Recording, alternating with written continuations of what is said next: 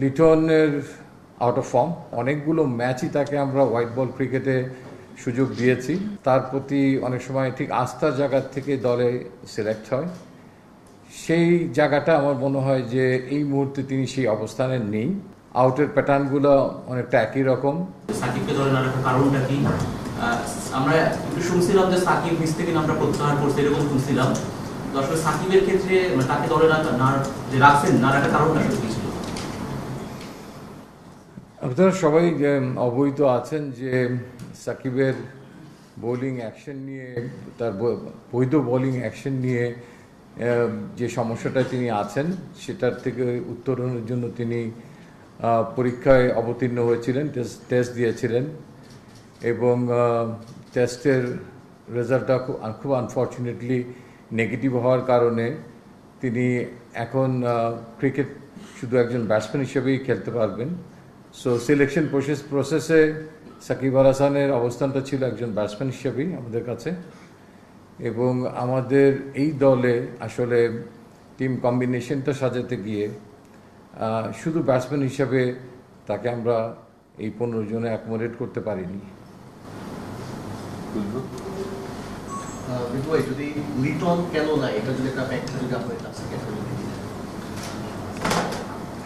দুটো কারণ আমি বলবো এখানে। যে লিটনের আউট অফ ফর্ম, একটা ব্যাটসম্যান দীর্ঘদিন ধরে এই একই ফর্মেটে রানের তীব্র খরায় ভুগছে। এক, আউটের প্যাটার্নগুলো অনেকটা একই রকম, এবং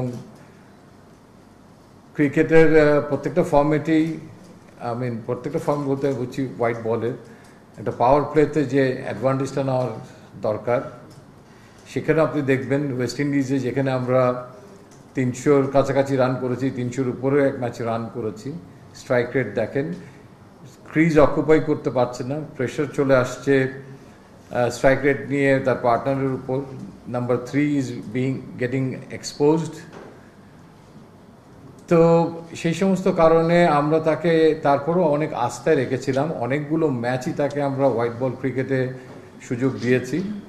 মাঝখানে শ্রীলঙ্কার সঙ্গে ঠিক একটা ডিসাইডিং ম্যাচে তাকে আমরা দলের একাদশে দলে রাখিনি লাস্ট ম্যাচটাতে। তো